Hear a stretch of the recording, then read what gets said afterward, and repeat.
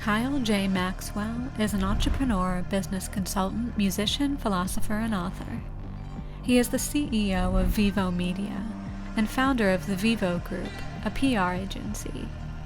Kyle used to post black squares in support of BLM, but then encountered Jordan Peterson and announced in a viral tweet that he had fundamentally changed his perception. Kyle is on a quest for seeking knowledge, growing closer to God, and finding a new way of being. Recently, he started the Well-Rounded Fool lecture series at Salisbury University, in which he declares, "A well-rounded fool is someone, or the spirit in which someone embodies, that acquires knowledge outside of a moral framework for his or her own selfish desires, and attempts to use this knowledge to foolishly bend the structure of reality and get away with it."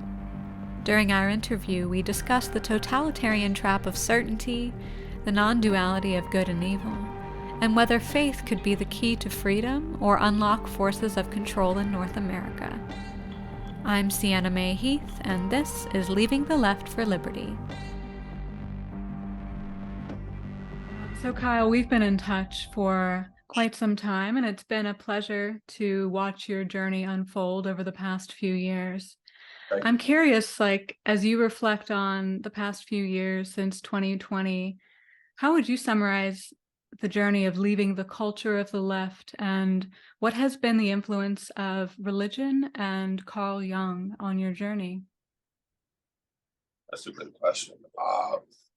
Before I start, I also want to say thanks for having me on here. I really appreciate it. And anytime someone's interested in what I have to say, I just want to make sure I'm always giving it thanks, because it's a privilege to be on stuff like this. And so I really appreciate people like you guys and the freedom, and they're called the free people. Free the people. Free the people, yes. People like you guys and other people. And hopefully my podcast or my content isn't like the one I just briefly described. But I really appreciate I think we need more content that is that has a substance, that we're actually talking about like real things that matter. We're getting real questions, we're getting real answers. We really need like a rejuvenation of just like value back. And I think you're definitely one of those people who are adding towards that. And hopefully I'm doing that too. So with this whole conversation, it's really the logos is what I'm really describing. Like you and I are having a conversation so we can actually get towards something. And that is very rare. Like, I don't know if people like often will think about stuff like that. Like usually two people are talking because they're talking about somebody else, or they're talking about something that just happened today, or they're talking about something that they're going to do in the future. Rarely two people get together. There's something new. It's like not a new phenomenon. It's something that is very ancient. Two people get together and talk about subjects, talk about like abstract concepts that are not about today, yesterday, or tomorrow. They're about the meta narratives of like life. Like people rarely get together and do this. In this process that we're engaging in right now, the dialogos, I think this is what needs to come back to the surface, because we're trying to learn something new. We're trying to come into a creative union with something and to birth something like new. We're not just on here talking about like what AOC tweeted last week. That's not important. We're not on here just talking about some shootings are important, but we're not just talking about the particular situations. We're not on here talking about what some conservative said, or what somebody in the House, some bill they passed. Why are you wasting time? Not you. But why waste time talking about the particulars? They matter. And I'm going to tie it back. People get caught, how I got caught, in not even just the left. It's bigger than that. I got caught in ideology, period. I got sucked into living in an ideological framework. I got caught into that. And what I think, and from what the things that I've read, I'm not saying that I have all the answers here, but what I've been able to notice is people get caught in frameworks that give them answers to everything. Well, let me ask you this, because one part of your journey is looking at the tree of knowledge in the Bible and Yeah. considering how that allegory fits into the current climate now. And I mean, the beginning of the Bible is essentially a story about good and evil, and rather than a tree of truth, the tree of knowledge outside of a moral framework. So Yeah. would you say that like a moral framework or a framework of some sort is helpful to you in your intellectual and spiritual journey? So that was like that was a perfect question. I mean, I can't even believe you just asked that. Like this like the I don't know if you can feel it, but there's something above what we're talking about. Like I really want you to think about this. I'm not just trying to sound like a quasi like cool like snappy type of guy. Right? I'm being dead serious. We're not just talking about the particulars. There's something superseding the topic. Our quests for knowledge, our quests for facts or evidence or whatever, what have you, there's something above that, which is a framework. There has to be something above it.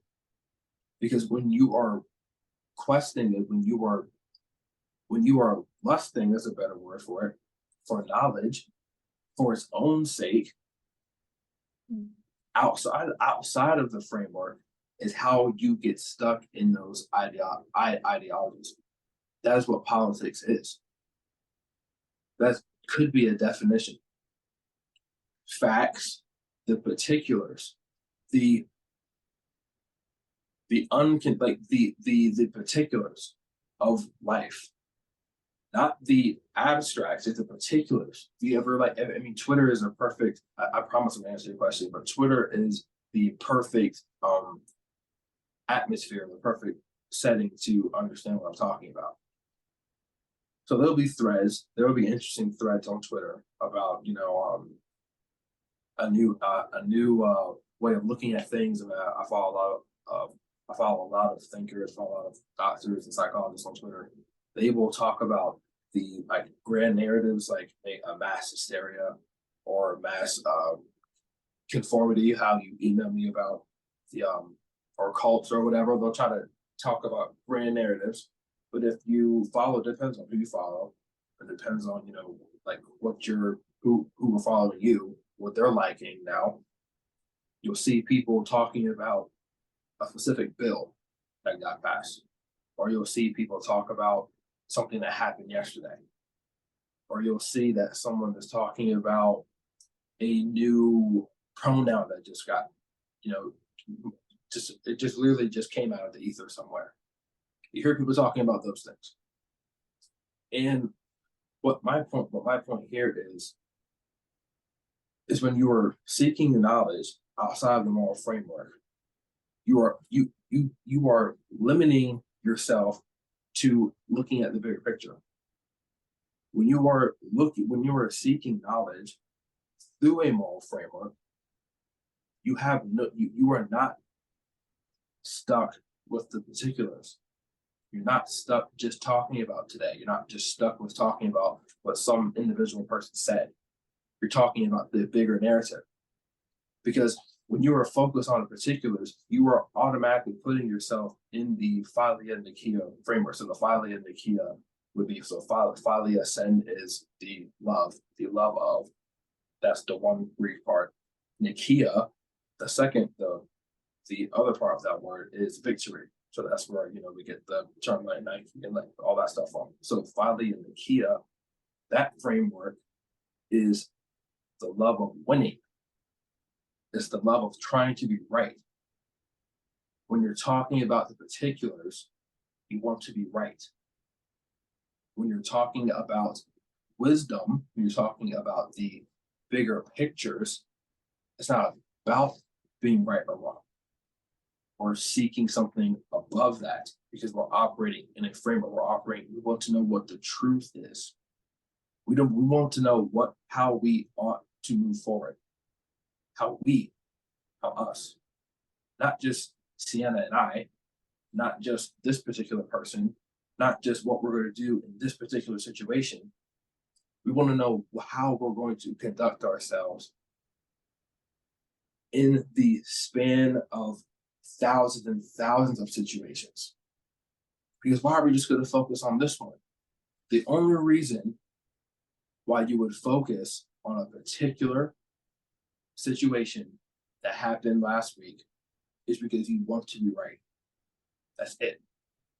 The only reason why we would talk about something that just happened, or a current event, people are obsessed with current events, like drugs now. The only reason why you want to talk about that is because you want to be right. I could be right, or I could be wrong. But the point is, we're not engaging in the dialogos to be right. We're not engaging in the dialogos to win something that have the Thalia and Nicaea framework. We're trying to understand what the truth is. So what I interpreted the beginning of Genesis, how I interpreted that was the serpent came to them and he said, if you would eat from this tree, ye shall be as gods. So when I interpreted that, and then God said, okay, well, I don't want you eating from this tree of knowledge. So I'm looking at this tree of knowledge as the serpent wanted them to, the serpent was enticing Adam and Eve to the particular. He was saying, if you get from this tree, he wanted to focus on that tree. Focus on this tree and what you can get from this tree right now, this second, and what you could have in the future. Focus on this tree. I want you to get it. God was like, don't eat from that tree. We're not even there yet. Just calm down. There's still things that need to be said. I want you to wait. He was the serpent was, in the beginning pages was encouraging them for that instant gratification, to obtain something outside the moral framework. But what I hope people like you and I can do is to draw people. I want to change people's perception on how they even learn something. Don't just learn something just so you can know what you can just get right now. How about we learn so we can have that possibility, have that space of ignorance. The space of ignorance. It's not all just about just knowing. So you can be as a God. So we can just toss away with truth. Who cares about truth? I just want to know something right now so that I can get X or I can get Y. So I hope I answered that question. I know I went around a bit, but I think if we can help change how people even think about thinking, then I think we could possibly make it a difference. I think also what you're calling for is for people to put their focus in places and on events or ideas that are more timeless, and be more intentional about where they put their focus. So I think the tree of knowledge is a good overarching theme that perhaps we can carry through our conversation, because like in the socio-political landscape, whenever someone brings up morality or a moral framework, naturally some are really taken aback by that, because they're like, well, we can't legislate morality. And I'm very sensitive to that as well, because as some of my viewers know, my mom is from Iran. I had her on the show. And in Iran, they have the Islamic Republic and what's called the morality police. And as I'm seeing the pendulum swing to the right, if I'm being honest, I don't see it swinging terribly far right now, but I just sort of foresee the natural physics of it. I'm very cautious about how I talk about morality and in what context. And maybe you can also help me with this, because I'm not suggesting that we legislate everything that I find to be moral and everything that perhaps Christians find to be moral within the moral framework that we were just discussing, in the book of Genesis. But we can talk about it. Yeah. And I think what you and I have in common is that we both appreciate culture and psychology and really Yeah. value it more and are more interested in it than politics. And while the title of this show does, I think, overtly sound political, I was very clear in the intro that this is about whistleblowers and dissidents who are leaving the culture of the left. And you've pointed out in some of your other content that the culture of the left is not isolated on the left. It is a culture that got very loud, very intense, especially Yeah. in the early 2020s, and continues to, what some might call woke, just fanatic is another way of putting it. But when we look at the broader landscape, when we consider big ideas, the big picture, then we can see where even within ourselves, within myself and perhaps within you, how we can face our own shadows. Like Right. I know one of your favorite quotes and mine is by Alexander Solzhenitsyn. Did I say his name correctly? I mean, yeah. For for an American, cool. He said that if only there were evil people somewhere, insidiously committing evil deeds, and it were necessary only to separate them from the rest of us and destroy them. But the line dividing good and evil cuts through the heart of every human being. And Yeah. who is willing to destroy a piece of his own heart? Mm. And interestingly, Martin Luther King posed a similar question when he said that in every single one of us there's a civil war going on. Yeah. And as your intellectual horizons have broadened or just shifted, changed focus since 2020, how have you navigated the good and evil inside your own heart since, as I understand, like summer 2020 is when you started really reconsidering what Yeah. culture you were taking part in? You were a blue-haired leftist, I guess. Red hair, actually, but Red hair. Oh no, me too, actually. oh, wow. Still red hair, but not leftist. But Yeah. anyhow, when you reflect on the past few years, was there a breaking point where you realized, oh my goodness, I mean, that literally what Alexander said, that there is good and evil in my own heart, and I really need to take a step back and reconsider the culture that I'm feeding? Yeah. I think I have two parts to this. So I would say the first part, when I don't think it's fair to say I was on the left. I was woke.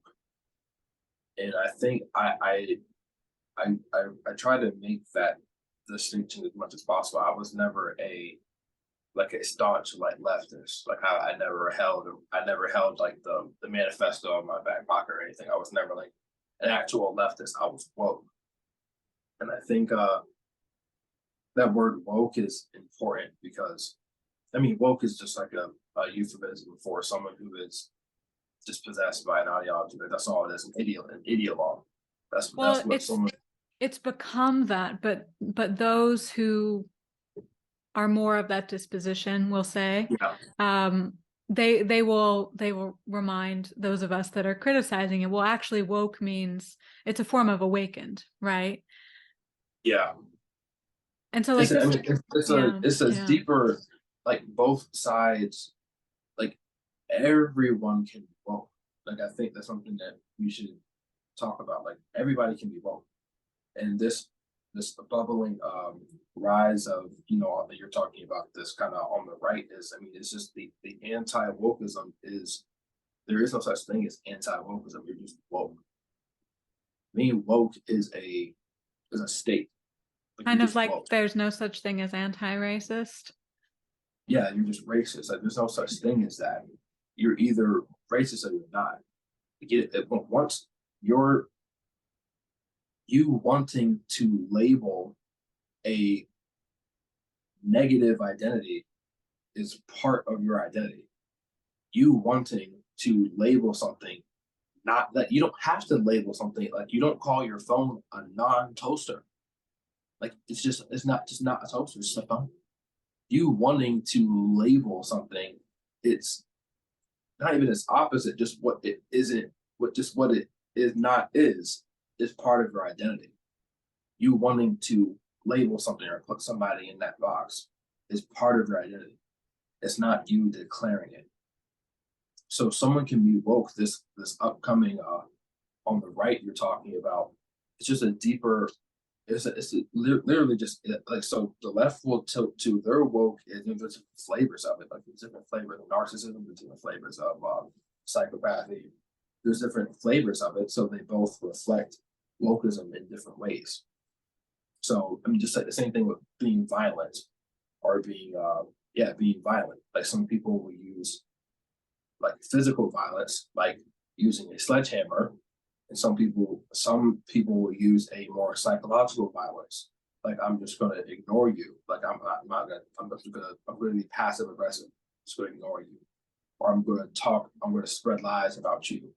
I'm going to purposely get you in trouble and do things. Tell someone else to cause violence on you. Like I'm going to use this word hate speech. I'm going to engage in it differently with different flavors of it.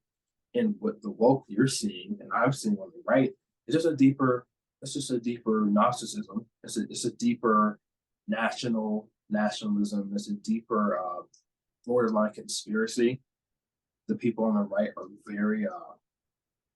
very prone to conspiratorial thinking. I know that something they always get labeled as conspiracy theorists because, I mean, it's an open podcast. A lot of them are, and I have a lot of friends, conservative friends, who are, and they want to admit it, but they are conspiracy theorists.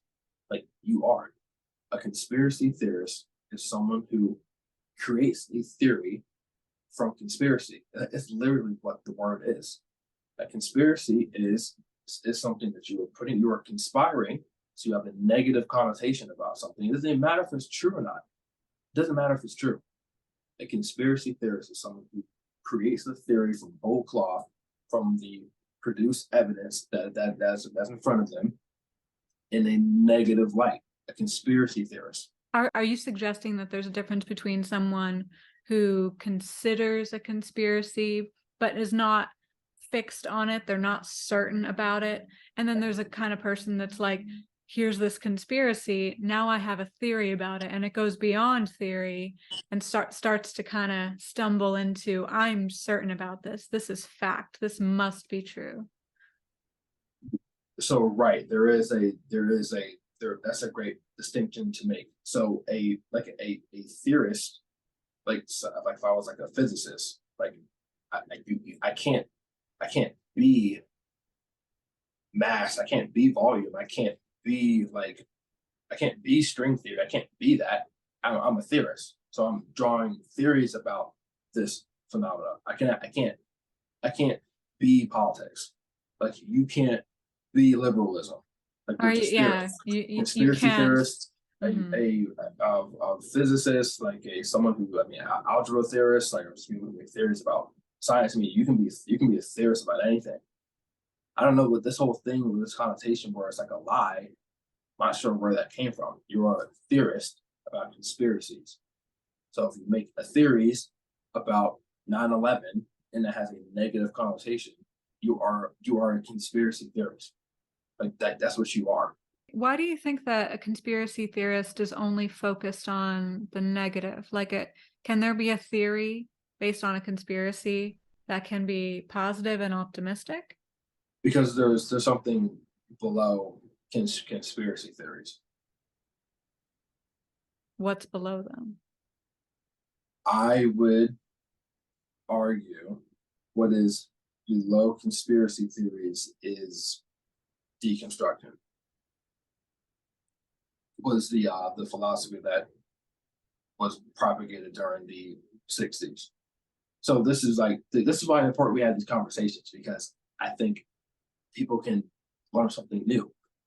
So the idea of deconstruction was a philosophy that broke through. They came from the French intellectuals. Jacques Derrida was probably one of the most prominent people who put forward this ideology pretty much through the schools of France. It started, at Yale, those kind of industries. They professed it.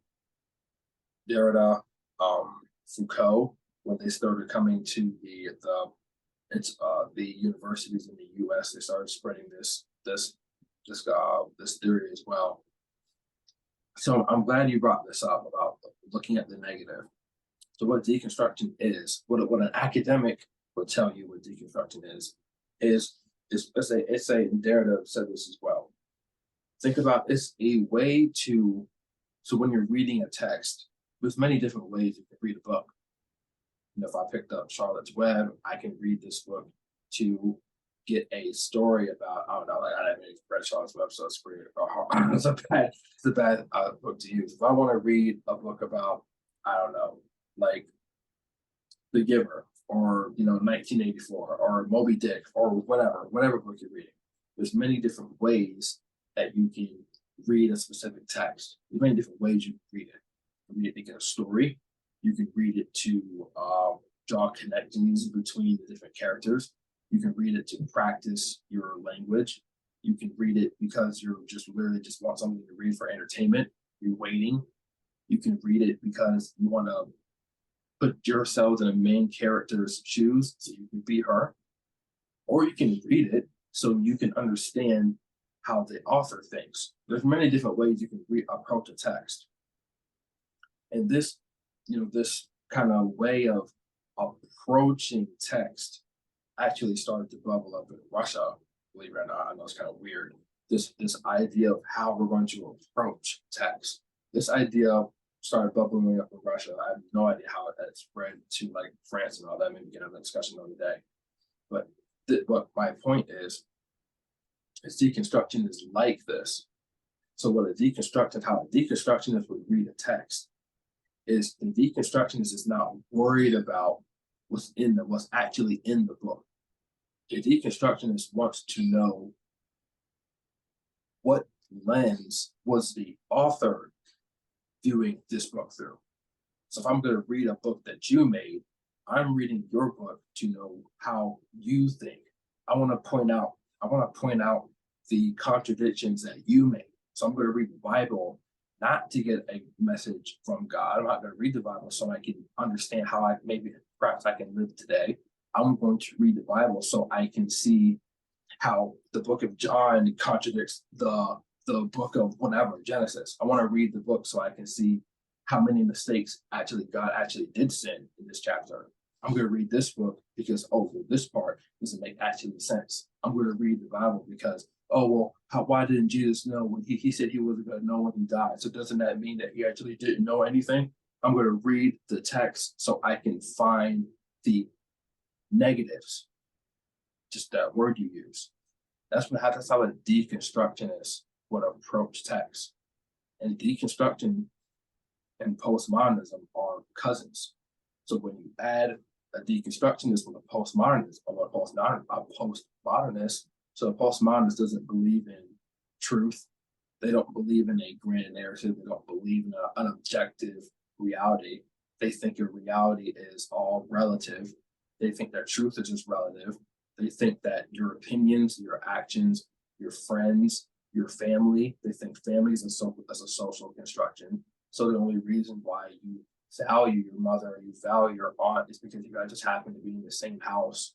You guys happen to have the same bloodline. Well, why does blood matter? Or why does family dynamics matter? And everything is up for discussion. And you would ask yourself, okay, so there's a problem here. Why are we only looking at the negative? And you ask that question. And I have a video on my channel about this. This is the dark side of deconstruction. Why are you being how come every time we're deconstructing something, why are we always bringing up the Bible? Who do you see deconstructing the Quran? The books that, the Quran. How come we're never deconstructing Fard Muhammad? Why are we never deconstructing Buddha? Why are we never going into the I forget the Buddhist text, but they're called the Vedas. Why are we never opening up the Vedas and trying to get some juice out of there? Why are we always grabbing towards John Milton? Why are we always grabbing towards MLK? Why are we always grabbing towards Christ? Why Moses? Why these books? These specific ones. Why are we always gravitating towards the things of value? Because it's not just, you're not just a mere literary critic. And what the argument you'll hear is that, oh well, we're not conspiracy theorists, we're just critics. Why are you always gravitating towards, why are you guys always align with the same exact things? Because you're not just after just mere literary texts. You're after value. You're after truth itself. Because so you can even look at this as a definition of truth is that which has the most critiques, that is attacked the most. I mean, Plato said this. I mean, no one is hated more than a man who speaks the truth. If everybody hates you, not saying you see, I'm pretty sure people know, but everyone seems to just hate you, ask yourself, is that just a mere coincidence that did everyone just conspire to hate Sienna all of a sudden? There has to be something, like there has to be something you're doing that's either right or wrong. But the thing is, if it was wrong, then nobody would care. If I made a video right now on my channel, let's say if I had 1 million followers, and I said, you guys know when you mix the color red and green, you actually get purple? Like, that's not true. And nobody would care. They probably would just laugh at me and then move on to something else. But if I got on there on the same day and said, actually, Christ was actually Buddhist, it would say, no, it's not. Like, what are you talking about? He's not Buddhist. Christ wasn't even, we don't even know what religion he was. Like, that's not even true. And they would probably laugh at me. They'll probably say I'm dumb, and then they'll move on. But the next day, I was like, the mass didn't work. I said, what do you mean they didn't work? Yeah, they did. And then I would get attacked for that third statement. Why? Why would I get attacked? I think you get attacked for the second one too, because but plenty of people would say, excuse me, Christ was Jewish, and they would attack that area of value. In the second example, it's an area of value in the sect of religion, and then the second one is more secular. Well, that was kind of the point I was trying to make. Like the statement of value would probably garner the most critiques or the most attention because it had a value was there. There is no value in me saying that red plus blue equals green. There's no value there. And human beings we're kind of tilted towards negative emotion anyway. So something that's going to make us feel bad or make us have that feeling of neurosis, we're just going to be tied to react to that anyway. Well, so another way I would frame what you're calling value is effectiveness. Like, if you were to say masks don't work, then the people who would feel triggered by that and who would jump on you would be upset because they would be implying, well, like you're having a negative effect on society, on public health. And people who are especially devoted Christians, they would come at you for that other thing. You supposedly said that, like, we don't know what Christ's religion was actually, because they would say, well, you're having a negative effect on what we believe to be true, when we believe to actually be like the savior of every person and then of humanity as a whole. But then like you were saying, like if you were to say like, well, red and green make purple, people wouldn't care because it's not really having a negative impact on them or on society. Yeah, well, more broadly, with the theme of intentionality, what is your news diet like, and what intentions do you set when you seek out news or whatever texts that are striking your fancy? One of my favorite quotes. I mean, this one just completely blew me away. And just another one by Plato, probably one of my favorite thinkers. He said, I posted it a lot. Wise man speaks when he has something to say. A fool because he has to say something. That quote, when I read that a couple of years ago, it blew me back. So when I hear that wise man speaks because he has something to say, a fool because he has to say something. I don't know if One that thing, quite. I'm not sure if that quite lands with me though, because I mean, some wise people have also said that um, when you have something to say, when almost you feel compelled to proclaim what you know to be good, right, and true, that is a yeah, sign of wisdom and of courage. I wonder if there's just something lost in translation with the paraphrasing of this quote.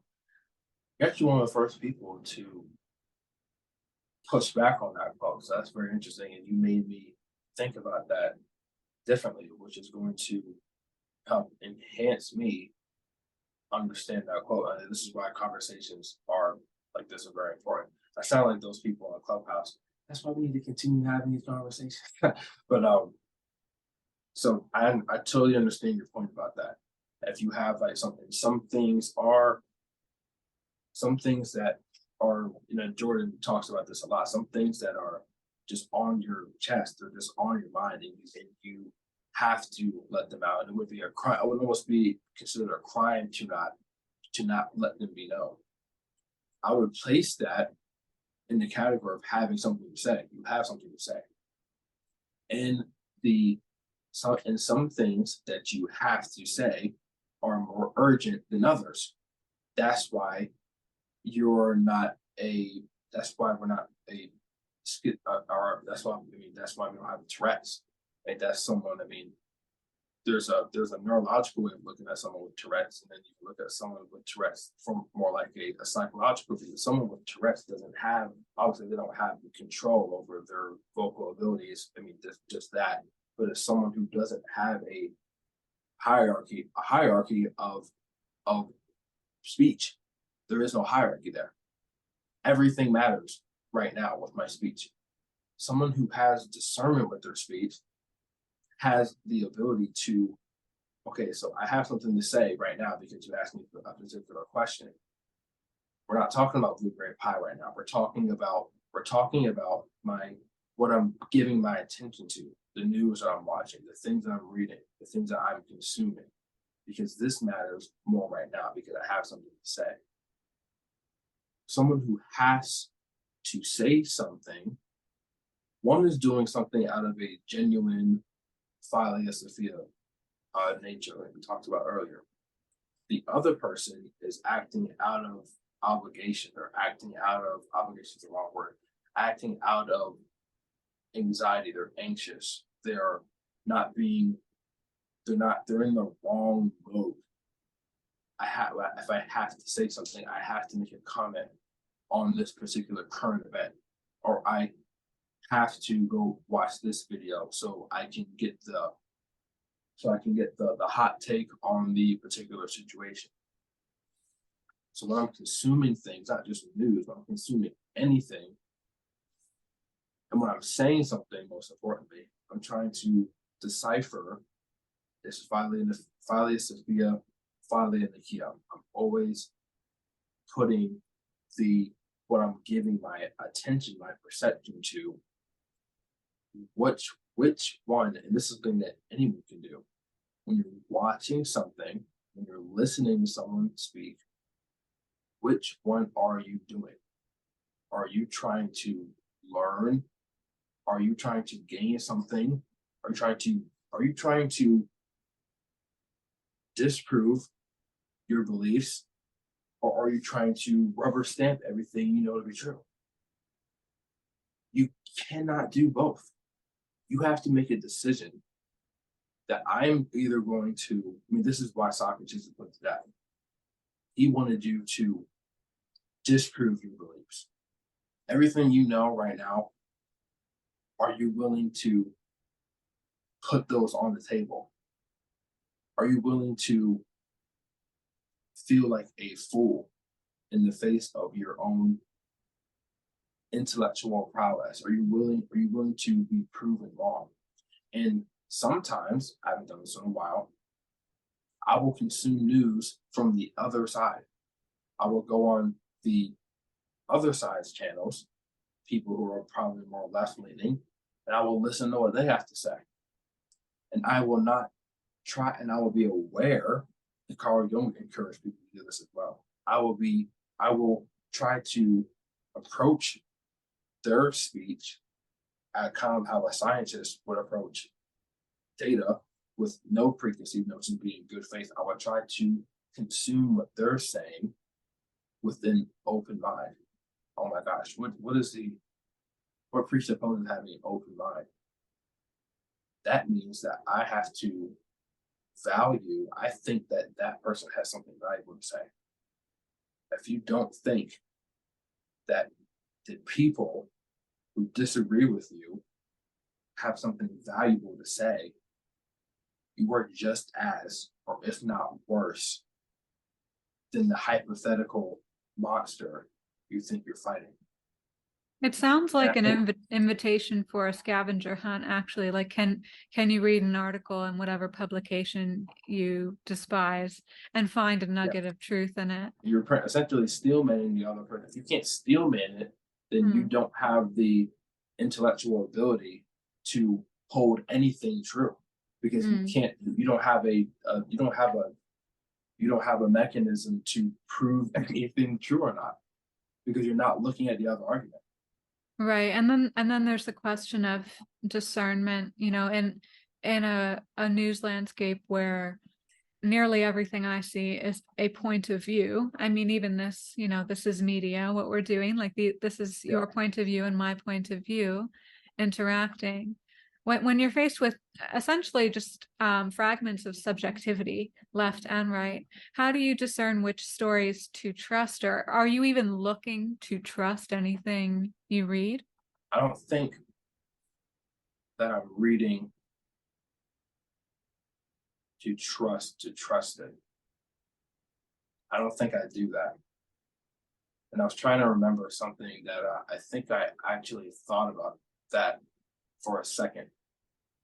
I asked myself that, if you do read something to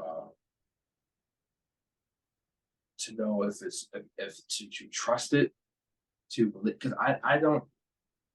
Everybody can lie, like when people will quote a study, or people will quote someone, or when people will say, well, 1 out of 10 people can do X, or when people just speak period, like it's not about like trusting that. And I think when you can get trapped into that sort of framework of, is this person lying or telling the truth? Like, I don't know. I don't think anyone knows what if someone's being truthful or not. Like, we just don't know. So I don't have trust in the particulars of the news cycle, or the particulars of this post, or the particulars in this book. I have to have trust in the fact that my discernment will give me the best interpretation of what I can get at this very moment. I trust in the process of perception. I hope that answered the question. Not in the what this man said, or what this woman said, or what she thinks, or what he wrote in this book. Because trusting what you say and disbelieving what someone else says, that presupposes that what I, Kyle Maxwell, use is always right. Or I have the ability to discern if someone is telling the truth or not. Because I can't know if something is true, I can't know if something is false, if I don't have the ability to discern what is true or false. So when we're dealing with the particulars of things, we're presupposing that us as beings, this is what Immanuel Kant, I don't know if you can you see who this man is up here? I can see him framed, yeah. Yeah. He's one of my favorite thinkers because one of his, if you read like his critique of reason or critique of judgment, he believed that we can't, we might not be able to come to the thing in and of itself, like the thing in and of itself. Like he actually think that we don't actually know if we can come to like that definitive truth or not. We can only have like a verisimilitude of what the truth may be. So that's a big fancy word for the likeness or the most or he's pretty early on pragmatism, the most like truthful or the most practical thing, that closeness that we can get, like our perception. And what he was against the empiricists. So what the empiricists think is that we can only know what's true from the senses, from what we taste, touch, smell, view, or hear. We can only use our senses to determine what's true. So if I look at this news cycle, or if I hear someone tell me something, an empiricist will tell you we can only know what's true through the senses. But where Kant was right is because he was one of the first people, he was right about this, is that we have, in order to even use our senses, so in order for me to even read, in order for me to listen, in order for me to speak, in order for me to smell, in order for me to taste, I have a priori, this is words, a priori interpretive framework. So I have a framework that comes before the senses. Before I even listen, before I even view, I have to trust that my senses work. I have to trust those senses, no matter what the piece of content is. So if you don't trust your senses, the empiricists, they believe that their senses are always right. They think that they can come to a one-to-one raw data. They think that they can come to something and understand that thing is true just because I can see it, or just because I can hear it, or just because I can smell it, or just because I can taste it. Our senses can be dead wrong sometimes. I put you in a black room, and I put a noise on. Your right hemisphere is going to start drumming up all sorts of types of fantasies and trying to piece it together. That's what your right hemisphere does. It puts together what things perhaps could be. I turn the lights on, and then you think it was a monster if you're 3 years old, if you're like a kid. And the entire time it was just a coffee maker. It was a Keurig the entire time. You were wrong. Now you might be right that you heard something. You might be right that there was something back there. But what you thought it was, well, you were completely wrong. You were completely wrong. And there's hundreds of psychological tests that prove this. I mean, there's tests where you put like the letters of the word. I forgot what the actual test is. Like the word will say red, but the color of it is like yellow, or the color is green. And you will say, "What's this word?" And you'll say green, but the actual word was purple. You can read. You know what yellow is. You know what purple is, but you were wrong. Why? Our senses are flawed. And Kant was one of the people who pointed out that our priori interpretive frameworks presuppose that we have to trust our senses. So I trust, or I try to trust, that I am someone who can trust. And I think that is correct me if I'm wrong, I think that's the Judeo-Christian message. Like, I'm going to go through life, and I'm going to suffer, and I may not be right, and I may not be wrong, but we have these 10 rules that we go by, and we're going to. It's not about. And it's not even about this stuff. I know it sounds crazy right now. It's about how we ought to be, how we ought to live. I'm not always going to know if someone is. I'm going to turn the other cheek. I'm not going to know if someone is always going to be right or someone's going to be wrong. My senses, he said, your ways are not my ways. our senses are not always going to be correct. We can be wrong. We can be dead wrong about everything. You look, read, go on the internet. Man has justified literally everything under the sun. There are academic professors who are attacking the fundamentals of addition, of math. 2 + 2 = 5 now. Man's reason goes, so what now? Who's Okay, right or who's wrong? I'm glad you brought up 2 + 2 = 5, because see, that's the perfect example of, like, am I seeking knowledge for knowledge's sake, or am I just trying to be right? Well, and like, I guess in doing so, and just seeking knowledge for knowledge's sake, am I just trying to be right? Yes, 2 + 2 is 4. And there are these examples that are coming up nowadays where I don't really need to seek the knowledge. I know 2 + 2 = 4, but for me to simply say 2 + 2 = 4, I mean, does that come across as anything but just correct? That's a good question. So you said I don't need to say it, I just know. And I think that's my point, and I think that's probably the smartest thing that was ever even said during this whole entire conversation. I don't need to say it, I just know. I just do it. I don't remember saying that, but I trust you. Yeah. You said I don't need to say it, I just know. I just know 2 + 2 = 4. And that's because the knowledge. So this is I'm glad we brought up math, because this is the same example that Kant brought up with mathematics, because we have our a priori interpretive framework. It presupposes math. So I can abstract math.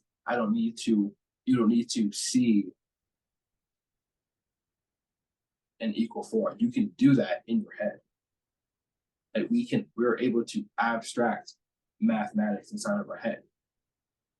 Like, we don't need to see that 2 + 2 = 4. So our knowledge, our a priori interpretive frameworks, they presuppose language. Our frameworks presuppose words themselves. And I think perhaps that's what the beginning of John meant. In the beginning was the Word, and the Word, and I'm sorry, am I saying that right? And the Word was God. Am I saying that right? Yeah. I'm not a Bible scholar, so I'm trying to be. In the beginning was the like, Word, and the Word was God, and the Word was with God. Yes. So like, when you read stuff like that, like, you can be like, okay, well, what the heck does that mean? Like, you can just be very cynical and say that's like some crazy, like, conspiracy stuff. I've seen a bot, like a person, a bot. I've seen someone say, they were talking about the Bible. They said someone was making an argument for God or whatever, and someone said, why do you believe what was written in some random book? I said and I didn't reply to this comment, but he said it was just some random book. And what was so funny is because that's literally the book that created society itself.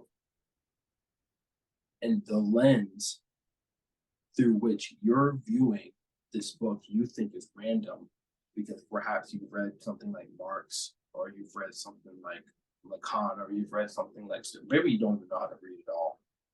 You just got sucked into this way of thinking by some other thinker. Like, your framework, you think you're random, you think the Bible's random, you're random. Like, you are the definition of something random, because you're rejecting the principle through which we view things to be random or not. And when you ask me, so I don't need to want to interrupt you, dude. You said, okay, 2 + 2. I just know that. This is bringing us outside of the propositional. So I spoke with someone you can check out, trying to get on the show, John Reveke. He's an assistant professor of psychology and cognitive psychology at the University of Toronto. And I had a talk with him in September. He's best friends with Jordan Peterson. He's spoken to Jonathan Lejeune, a lot of those people, and he's really influenced my thinking. I highly recommend anyone who's going to listen to this to check out John Vervaeke's work because it's amazing. So he's a cognitive scientist, and he has created this theory of relevance realization, which I won't go into because I know I can ramble about that for hours. But he also has work in cognitive science, epistemology, which is the study of knowing, of understanding things. And he has a term he uses, which is propositional tyranny. So what a propositional tyranny is it's essentially two people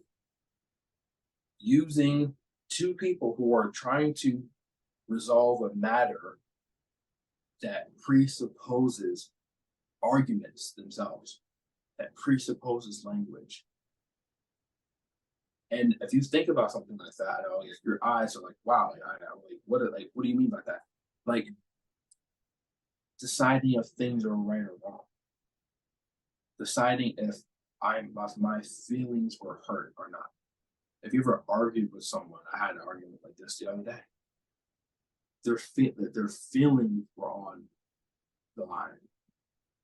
Are you going to make a proposition about how that person's feelings weren't hurt? No, because your feelings and your emotion, your being itself, you existed before you knew what feelings were. You existed before you knew what a narcissist was, before you had that word, before we knew words themselves. So when we're stuck in a propositional tyranny, he also has another category, which is he has four ways of knowing. So he has the propositional, the participatory, the perspectival, and the propositional. So that's the 4 P's. So some areas require a participatory way of knowing. So instead of using propositions, or being propositionally focused, you were not hurt because I did X and you said X, so therefore you're wrong. Instead of making an algorithm and presenting the person with an equation to feel better, this works better with women, by the way. We can say, and I've had to deal with this, especially in this relationship. I understand where you're coming from. Tell me how that made you feel. And it's hard. It's very, very hard. Carl Rogers talked about this a lot with his clients and with his patients, is to become a vessel. That presupposes humility, presupposes that some person is valuable, and presupposes that language matters. Become a vessel.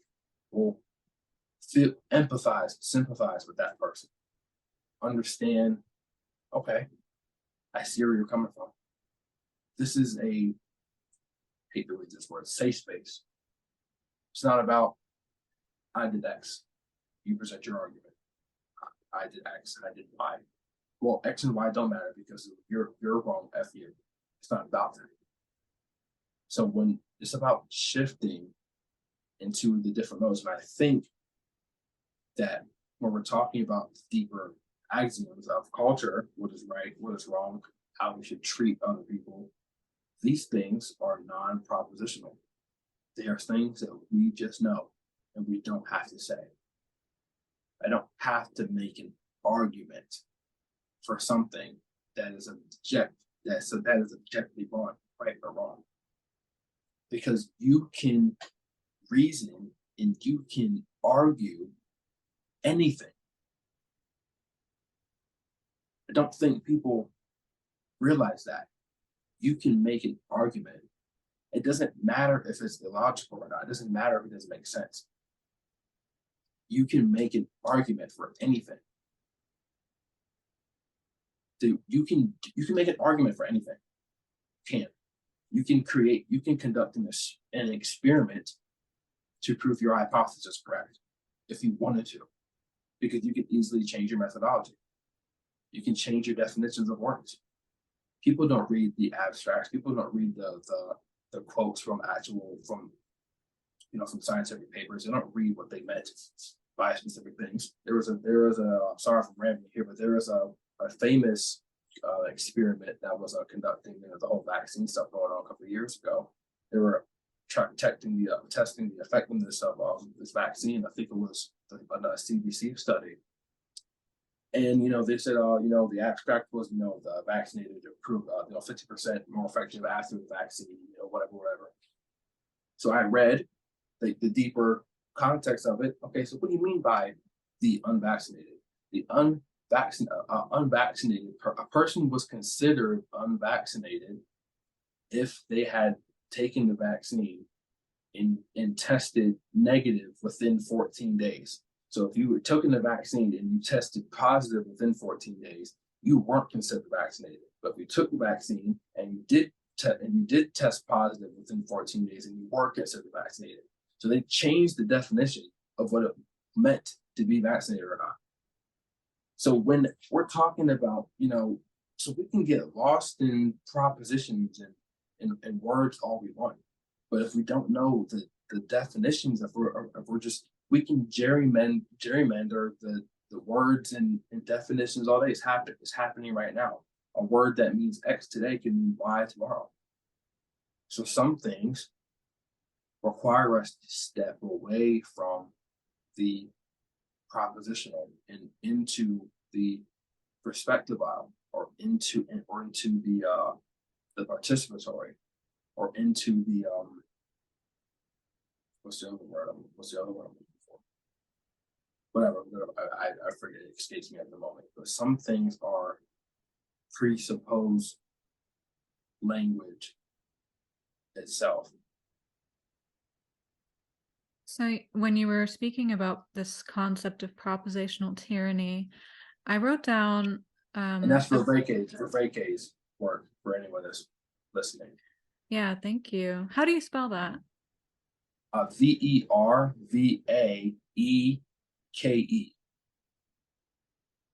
Thank you. Yep. All right. You said that you, as in any individual, existed before you knew what words were. And Yep. you suggested that feelings are our whole being. And is that what you believe? Feelings are our whole being. No, No. Well, when you were, I think you were reflecting perhaps on a personal example of, like, if someone's upset, you're not going to say at that moment. at that moment they feel like Yep. they are. Okay, but specifically what you said when you said you knew what words were before you existed. I didn't know what they were. Right. I mean, that's so I suppose I didn't know what words were when I was a baby. Yep. But before I existed, I'm not really sure what was happening before I existed, or if there was some sort of pre-existence. Yeah. And if it just within the framework of the Bible, if it's true that in the beginning was the Word, how can it also be true that you existed before you knew what words were? Are you I'm confused me? on how those two things contradict each other. Well, explain to me how they don't. Well, knowing that I exist before I know what words are, I have a sense of self. I can have a sense of self before I can speak. Like, for instance, animals have a sense of self. If you show, there was a study, I forgot where it was. If you show, like, some dogs, some animals, some smart animals, especially great parrots, they have the ability to see their own reflection and know that that's them. They will stare at that image longer. They know they have a sense of self. They don't know how to speak.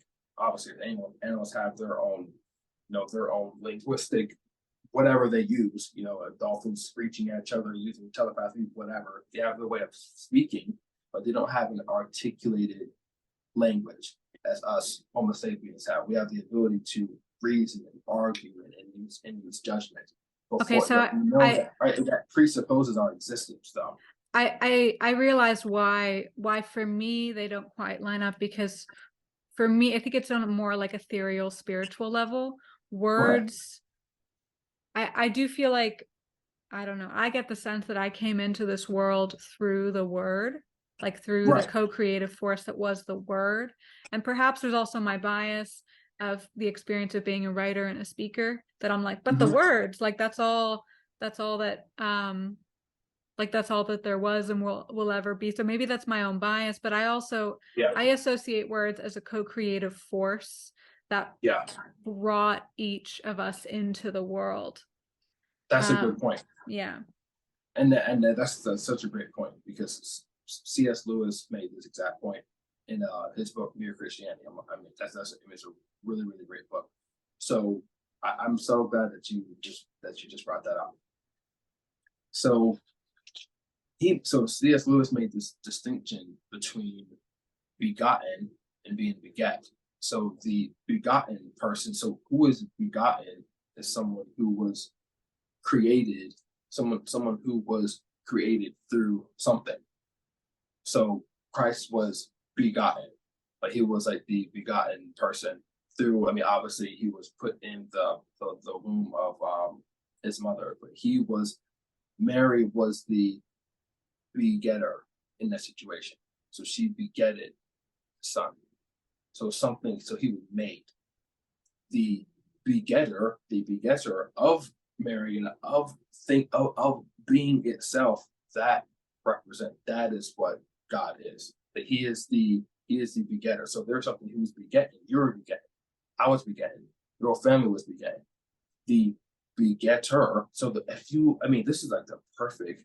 I mean, I think this is something that Aquinas said as well. This is like a perfect argument of God. So if you just keep going back, someone was begotten, somebody was begotten, that person was begotten. Who is the begetter here? And now you'll get evolutionists, you'll get them saying, we're a common ancestor of, this whatever, this four-legged thing that crawled on the earth, a couple of billion years ago. You'll get people who have this theory of, we're just slime that was off a rock, and then that rock mutated into like some more like type of soup type of thing, and then that thing like that formed together some type of amphibian, and then we came, like, you'll get people that get throwing all types of theories at you. So ask the question, so who begotten that? Who begotten those soups? Who begotten the terrain in which that occurred? Who begotten the grass? Who was the begotter of air, of oxygen, of atoms, of physics itself? Who was the one that set the laws that be? Scientists can't answer that. There's a big gaping hole in that man's theory. Now, what the religious people have, right? We have the answer. We have the answer. We also have evidence. You want evidence, or do you want an answer? And evidence presupposes that, that's back to our previous argument, our senses, that if I'm looking at this evidence, I'm someone who is smart enough to interpret evidence. The answer is just the answer. It doesn't matter if you're smart, if you're dumb, if you're autistic, if you're on the spectrum, if you're gay, or black, or lesbian, or non-binary, or two-spirited, it doesn't matter. The answer is just the answer. 2 + 2 = 4, because it does. What God said was right because he said it was. It's an answer.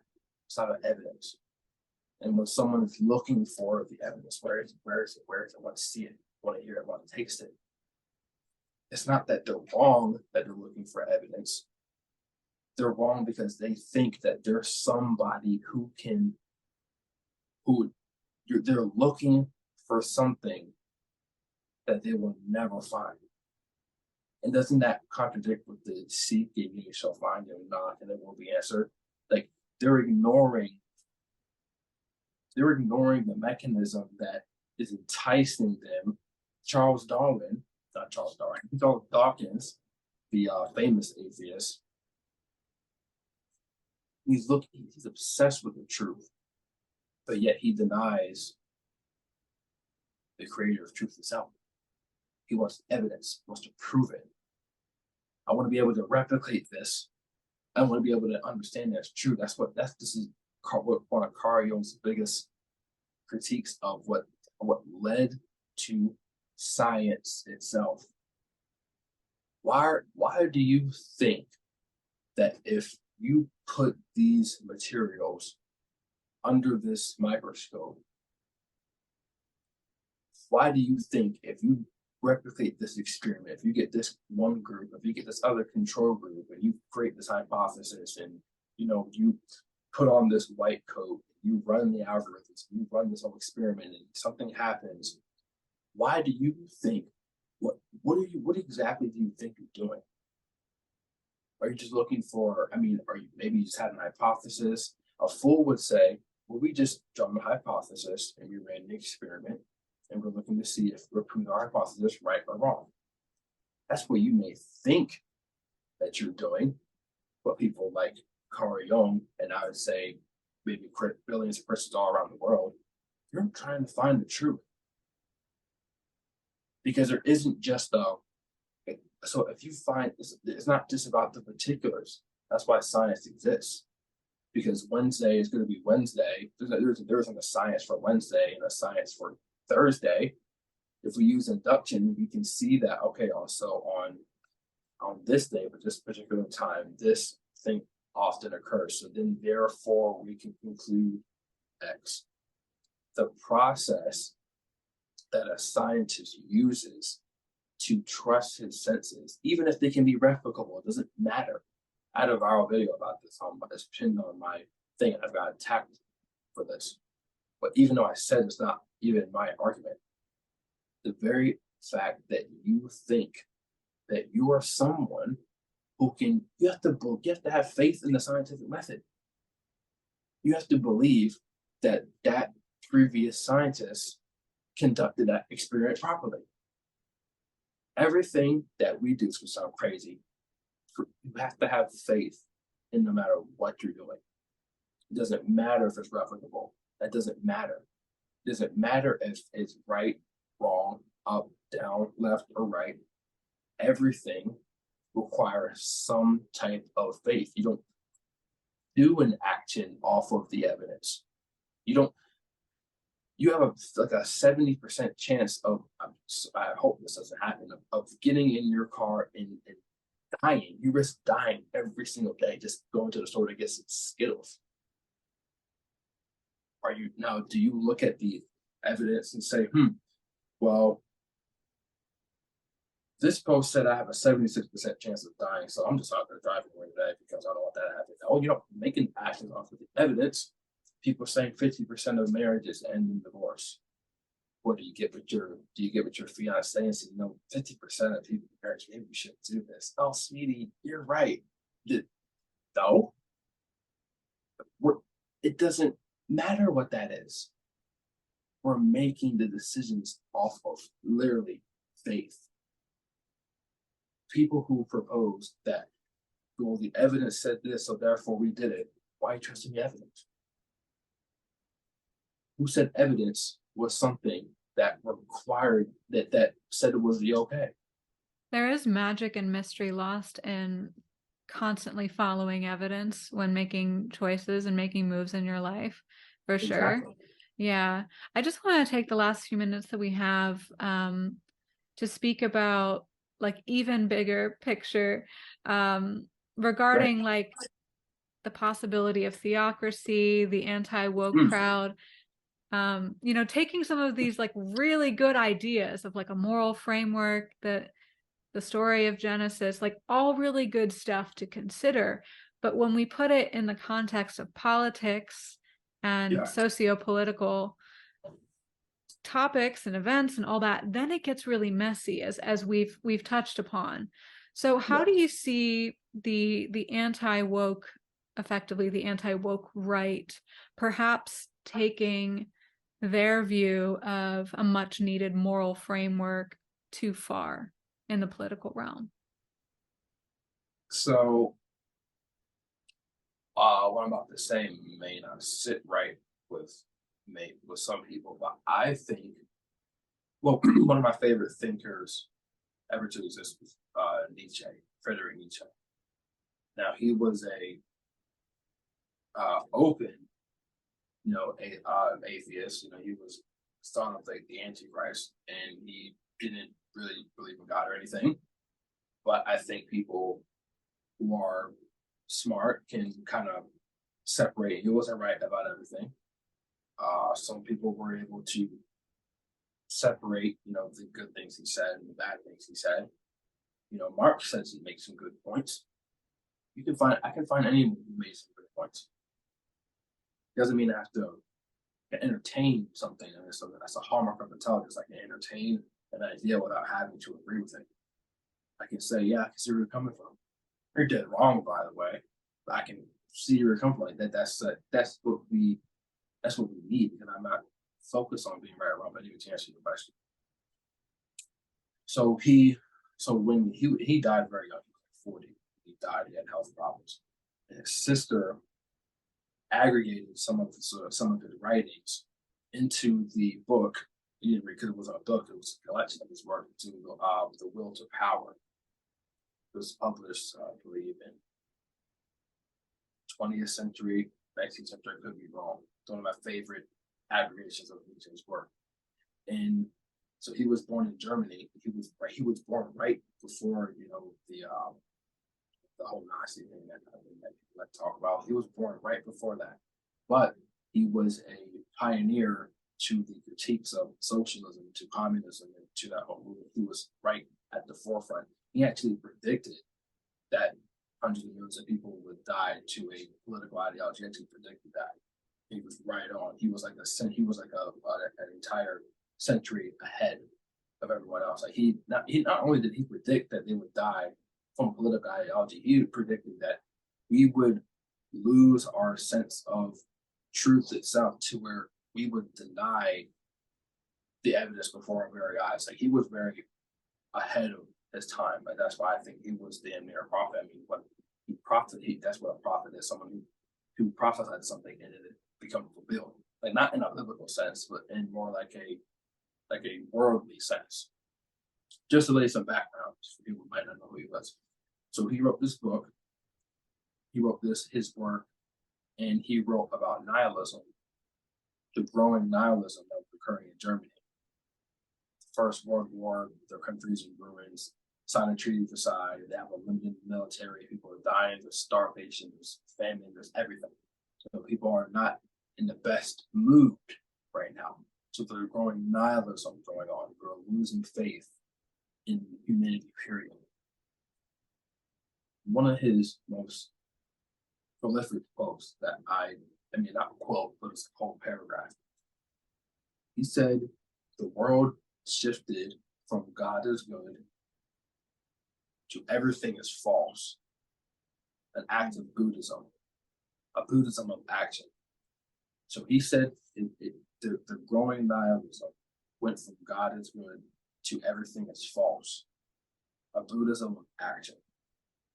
Now, if anyone knows anything about Buddhism, the Buddhists center themselves in the indifferences of the opposites. That's what they call it. So I'm not good, I'm not bad, I'm not happy, I'm not sad, I'm not right, I'm not wrong. I'm just in the middle, which is a foolish way to think, by the way. I'm not too offended with Buddhists might be watching this.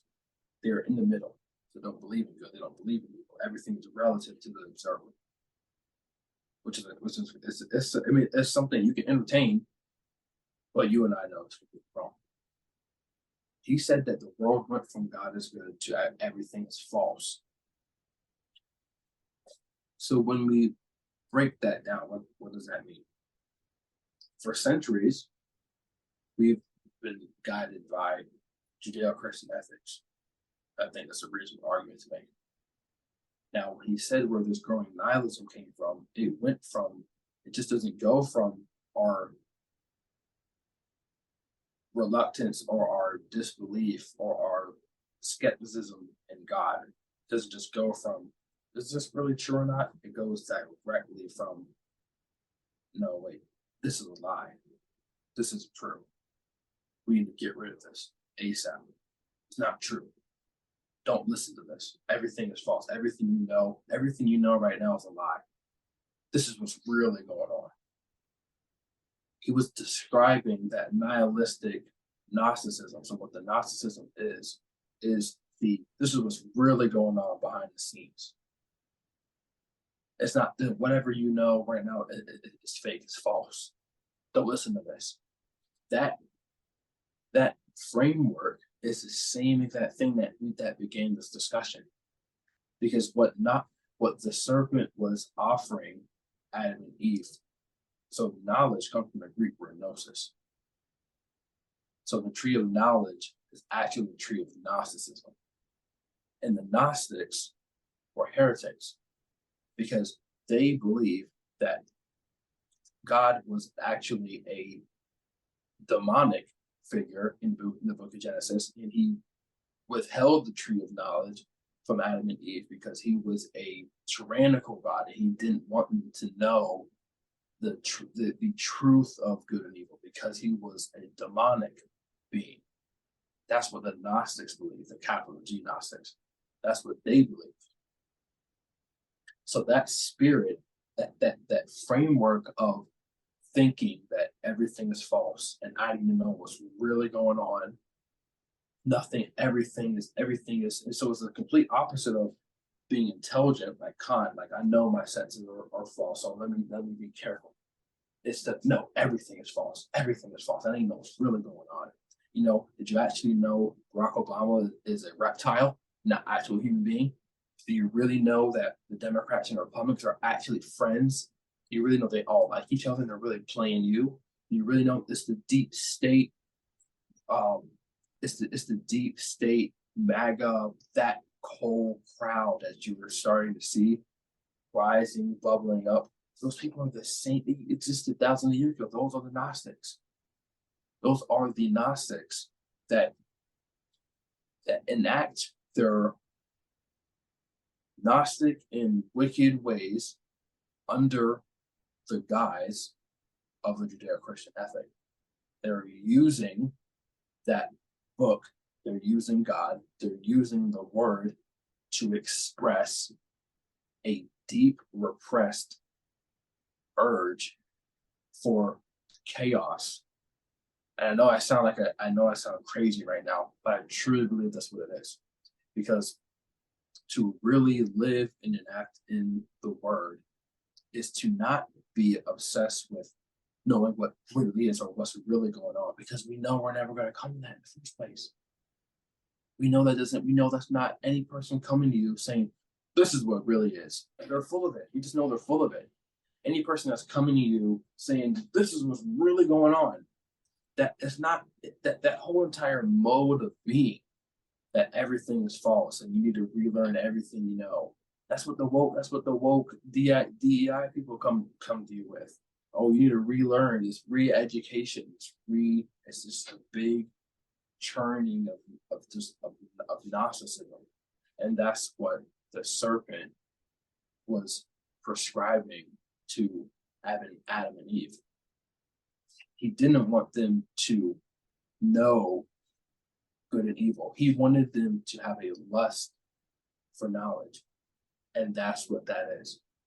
Because one conspiracy video just isn't enough. You have to watch another one. We can't just make a conspiracy about 9/11. We have to make a conspiracy about George Bush, the actual person. Was he a person or not? We can't just make a conspiracy about the right or the left. We have to make a conspiracy about the entire system itself as a deep state. There's something really going on underneath. We can't just make a conspiracy about the deep state. We have to make a conspiracy about the world, the WEF. All the world leaders are in this big conglomerate. Klaus Schwab and Justin Trudeau and then Obama, Biden, Trump, they're all colluding. This is the Gnosticism that they're putting forth, the bubbling of this anti-woke crowd. And it's nothing but I think it's a repressed urge for chaos. And I think, and you can get really sucked into that. And I told myself, I'm not going to get sucked into that. I can be against leftist wokeism without attaching myself to this kooky, this conspiratorial wicked witch hunt type of movement, because it's not the answer. The answer, I believe, is staying in the middle, understanding Corinthians, this too shall pass, understanding that this will not be forever, and I'm going to keep faith, and that this is going to get better. I don't need to attach myself to, I don't need to worry about if Joe Biden's a real person or not. How the hell does that affect me? Or Hillary Clinton sent some email, or how does that affect me? Maybe not. It may be true, maybe not. See, that's where you and I agree, is like, it's the certainty that worries me. It's like, yeah, maybe it's true, maybe it's not. There's a lot of things that I'll entertain, and kind of in a playful way. I'm like, gee, I don't know, maybe it is true. By the way, not all of what you said I'm entertaining, but you know what I mean. Yeah. For me, what really concerns me is that the certainty, and that what turns into dogma is like, I know 100% this is true, and this is what we should all live our lives by. That is the Totalitarian urge trap. for certainty. It's the totalitarian urge to create chaos and call it order. Exactly. You said it. Thank you. But also, just to end on a positive note, because there are facets of faith and religion that can uplift people, individuals, so they choose. And perhaps as more people embrace faith, and another way of saying that is mystery, like you were talking about that too, is like, when one takes a leap of faith, they're embracing mystery. Like, when I step out and go on this road trip, will I come back? Will I survive? Will it be, even not even considering it, but subconsciously we take leaps of faith all the time. So, considering the act of leaping in faith, leaping into faith, how do you think that religion or faith could offer a path of liberation in the coming years for the West, and maybe for the world? I think just having that peace of mind. Like, when you look at some conservatives, I had to unfollow some of them, because I'm like, when I read your tweets, I get anxious. When I listen to your podcast, not you, but when I listen to what you say, when I hear your words, I don't feel at ease. Like, I don't think that you have an answer. I think you have evidence that something is wrong, but you don't have an answer. And this is why they can't get the youth. This is why the right struggles with getting a youth. They don't have an answer. Back in the 20th century, Hitler, Lenin, they had millions of kids. They had millions of kids, the Hitler youth and the Lenin youth. They had millions of kids. Why? Because the problem was something was wrong, and now it wasn't a right answer, but at least they had one. They had billions of problems. What's going on? Here's the answer: is these damn Jews over here. And if you go a couple miles east, you're saying, but what's the problem?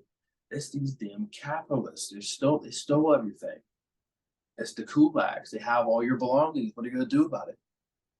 They have an answer, a call to action, activism. Do something. They have an answer. What is the right's answer? To fight back, save America. What the hell does that mean? What does that mean? You gonna tell a 13-year-old to save America? What does that mean? No, when you read a leftist post, when they're talking about a bill, now this is where dealing with the particulars has its pros. They'll say, call this damn number, call this local lawmaker, make your voice known, get in the street, write these words on this plaque, and get out there and make yourself known. And wear this mask, say this, do that, act this particular way, and don't you ask them damn questions. They have an answer. What is the right's answer? Oh, we gotta fight back. They're destroying our country. Oh, we're losing truth. Okay, so what are you gonna do about it? We're gonna react. They don't have an answer. What is your answer? And kids are the best at seeing this because they're attracted to people who can actually, I don't know, lead. So what are you going to do if you're a kid and you don't know nothing? Are you going to go to the people who are just over here crying? And but they happen to actually maybe right. They may be actually the group that you should go to. Or are you going to go to these people over here who maybe look like they have the answer, and but they're actually giving, they're prescribing you something. Which one are you going to pick? Now, here's where religion comes in. This is where we can save the West. The right has something that the left doesn't have. They have truth on their side. They have God on their side. They have tradition. They have order. But they don't know how to communicate that. The serpent knew how to communicate that. He said, hey, Adam, no, if you really take this tree, you could be a god, right? Why don't you go and do that? The serpent always knows how to present something to make it sound too good to be true. And that was from the beginning. So you can even look at this, maybe this is kind of weird, but God failed to entice Adam and Eve to not eat from that tree. Because us as human beings, we screw up from the beginning. We are looking for answers for us. We want to get that incentive. And sometimes the answer is not just there. Why can't we eat it? We don't know. No one knows. What we do know is that if we did, we could be a god. That's what we do know. But what we don't know is that why we couldn't get that thing. And sometimes what is right doesn't have the evidence there. It's just what we know. So I think how religion can save, I don't think this calling it religions, I don't like saying that. I think how the Bible itself and people who are acting on behalf of it, not just kind of slapping a Bible on their head, people who are acting on behalf of what the text says can stop giving evidence and start being the change that they want to see. So stop reacting to everything. I'm struggling with this as well. I'm going to retweet and quote and slam up on every stupid tweet I see. Stop reacting to everything. Stop pointing out everything that's wrong. How about you actually be the example? How about you be the person? I can control what some other parents, kids think or believe. You get these like parent teacher conferences and they're saying, oh, they're showing our kids these books with what are we gonna do about that? Now, if they were my kids, hopefully they would know, well, I know that's wrong. Like I know that's wrong. Like so it's not gonna affect me because I know that's wrong. You teaching me that the gender bread man, I can be this, I can be this day, I can be this hour. If you raise your damn kids right, they would know that's wrong. You wouldn't have to be in this anxious state of, oh, we have to control what the public schools, we have to control what they're teaching. It's that urge for totalitarian ownership. We have to control what the public schools are teaching. No. You have to control how your elk perceives things. That's the only thing that you can control because you be that change that you want. You're not going to be able to control what they're teaching, what they're not. You're not going to be able to control what someone sees or what if someone talks to you or someone tries to flirt with your husband or someone tries to flirt, set the standard in the beginning, like, hey, like, I'm not going to do X and hopefully you cannot do X. It's not that we're outside of the propositional. We have to actually stop talking about the word. How about we just start doing it? I was in a very good mood today. I was telling myself, I'm going to be in a good mood. I'm going to actually try to be a positive. I hate that word. Try to be a positive person. Today was great. I got a gift. Someone gave me a $25 gift card yesterday. I got a cake today. My girlfriend made me a cake. Like today was a damn good day. Why? Not because I went knocking on people's doors telling them about how they can become a Jehovah's Witness, because I was actually doing what the book said. And amazingly enough, people who usually act like crabs to me were actually being good.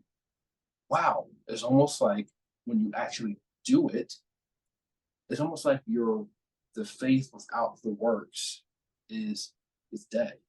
It's almost like when you actually do what the things in the book said, the things on the outside begin to change. So you have to actually do it. I think how we can change the culture is being the change that we want to see, not just sitting here talking about it. I mean, talking about it is important, but how about would it be such a bad idea to perhaps treat or do unto the other person how I would have them do unto me? But would that be such a bad idea?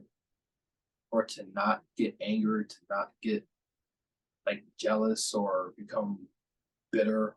Like, would that be such a bad idea? Like, are you loving your neighbor when you crap on like the blue hair? Do you love that blue haired leftist? And do you love them? Ask the conservative that. I know they're wrong. I know everything they say is wrong and everything they believe in. I know they don't think you're a human. I know they hate you. But do you love them as a person? Well, they're destroying our country. They're wrong. They're lost. And they could probably use a role model or two. How about that person be you? Considering what each person, considering what their role is, I think is really integral to co-creating the world that you want to be in, and what you want to do to improve the culture, or enrich the culture. It's interesting when I've been speaking to a few of my dissident friends lately, and whenever I pose almost any question, I love how each of them has brought it back to their role. Like one of my guests was Tava Johnstone. She's a therapist who is offering homeschooling resources. We have an episode in this series with her called Homeschooling Spirited Children. So for some people, their role is stepping out of a system and creating a completely new system, completely new resources, completely new path. For others, they feel called to more so stay within the existing institutions, the existing system, and mingle. It depends on the individual. And I like what you said about really just bringing it back to the individual and considering when you yourself might be becoming a mini totalitarian. I know I have to call myself out on that a lot more. And deepening your faith is one way to humble yourself. I imagine there's many more ways to consciously humble oneself, and I'm really grateful that we're doing this together. And what do you like? That's great, that everything you just said. And homeschooling, I mean, I don't have kids, but that's something that's been coming up. My girlfriend was homeschooled, and I couldn't be more happy that she was, because I definitely seen the differences. And then people are always like, "Oh, you won't." There's a popular meme. It's like, "But your kids won't fit in with society." It's like, yeah, I would love that. I would actually love that. Like, I don't know if you've seen it or not, but do you want someone that's like that, or would you want someone who isn't like that? It's like, well, they won't fit in. They won't know how to be like. Oh, you mean they won't come home using cuss words? You mean they won't be talking about pornography? You mean they won't be bugging me about pronouns? You mean they won't be bugging me about all this other stuff that would have happened if they didn't step? Oh wow, that sounds like a deal. Where do I get one of these homeschool teachers at? Like, it's a pro. Okay, I'm going to catch you in something though, because you're going into the knots, the negatives. Oh, they won't be doing this. They won't be doing that. They won't be saying this. So what in your mind, when you envision your future children, what will they be doing and being? And not being homeschooled? Yeah. Or you think No, but like asking me like, let's say your future kids are homeschooled. What will they be doing and being? And being? And being. Oh, what will they be doing? Mm-hmm. Hopefully they won't be plagued by like this is like the thing where we're talking about like identifying as the not like I'm identifying as someone who isn't racist or I'm identifying as this notion that you what you profess about your mouth is automatically like what you are like oh you are a homeschooled kid. It's like well we don't have to that shouldn't be the focus like we can just learn stuff here like it doesn't even have to be even called homeschool but I can just be someone who just shares my knowledge down to you. Like what did we do before, Plato and all them various schools? We just learned what we instill or their parents instilled their values in their kid before it happened like en masse and then eventually it became an institution all by itself. Like we can just be someone who is instilling my values into my young. Like that is what's going to be happening. I'm going to try to share my values with you. And hopefully teachers do that. And that's what teachers like we like to have our cake and eat it too. It's like we want to say like, educators should be giving values. Like the teachers should be teaching their students values to be productive people. Like they should have the freedom to do that. Now the question becomes, okay, which values?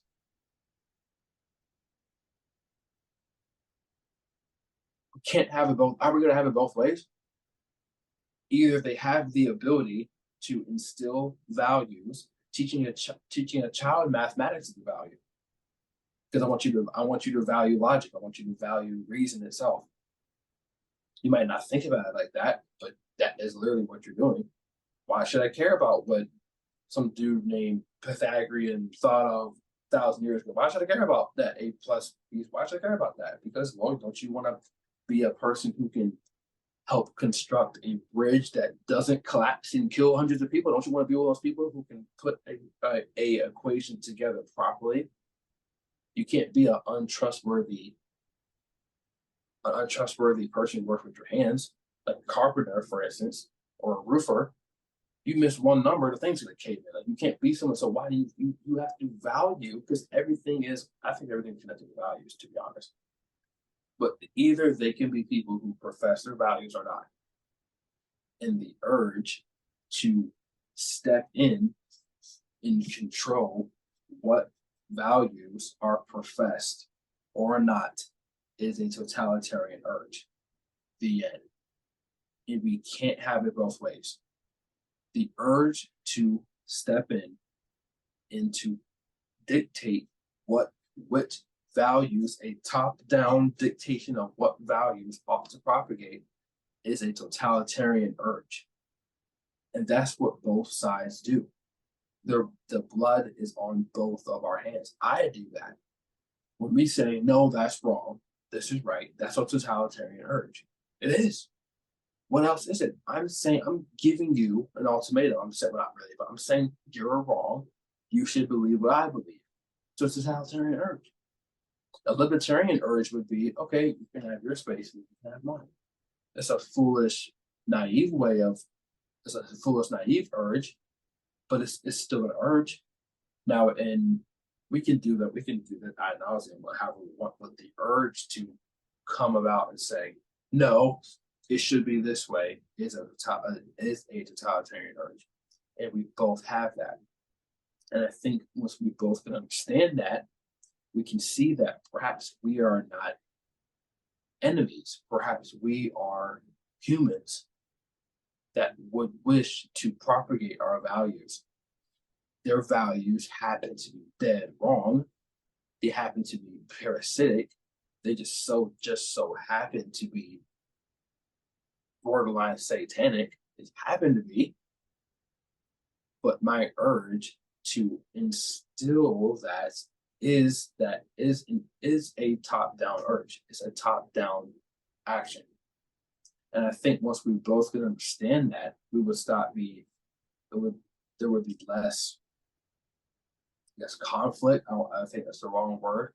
I made a video about the middle ground. There's a middle ground.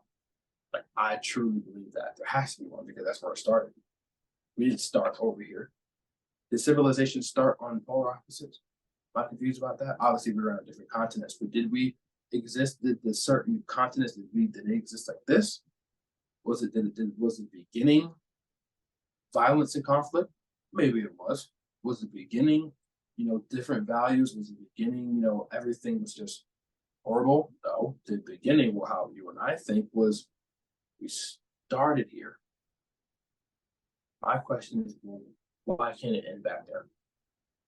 And how do we get back to this? How do we get back to the garden? That's a beautiful note to end on. Exactly. Yep. Thanks, Kyle. Well, thank you again for coming on with me and spending this evening together. Where can people find you? My name is Kendrix on every single platform, KHENDRIIX. And I just started I wanted to just start. But I have a YouTube series, The Well-Rounded Fool. Unfortunately, you can talk about that. Let's say YouTube series that kind of just outlines everything I just talked about. Shooting the next episode, hopefully Thursday. So yeah, Kendrix on Twitter, Instagram, and that's about it. Yep. I really appreciate you having me on. It was fun.